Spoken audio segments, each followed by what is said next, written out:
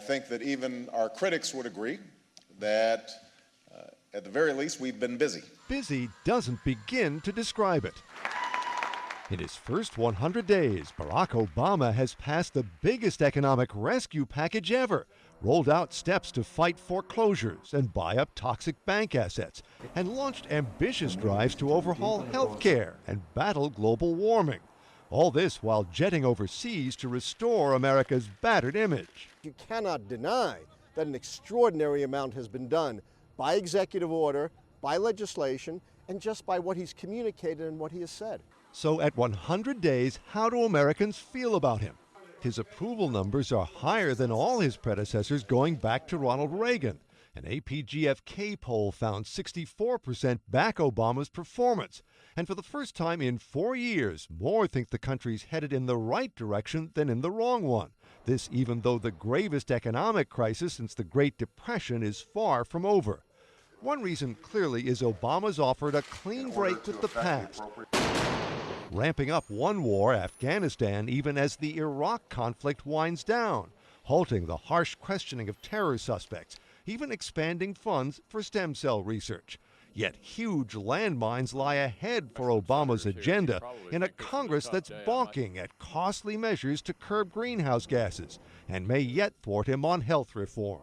If he was king, he could get it done. He's not king. He has the House and the Senate and over 221 committees that are dealing with all these issues. And then there are the Republicans who think he's embarked on a vast expansion of government. I think if you look at the first 100 days, you can sum it up pretty simply. Spending, taxing, borrowing, and ducking the hard choices. And I know that some have accused us of taking on too much at once. Others believe we haven't done enough. One thing Obama's done plenty of is travel. He swooped into Baghdad to cheer U.S. troops, delighted the allies with promises to listen, and repeatedly reached out to America's fiercest critics.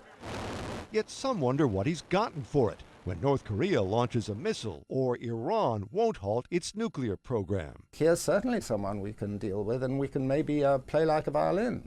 Still, the articulate young president with his telegenic family remains personally popular.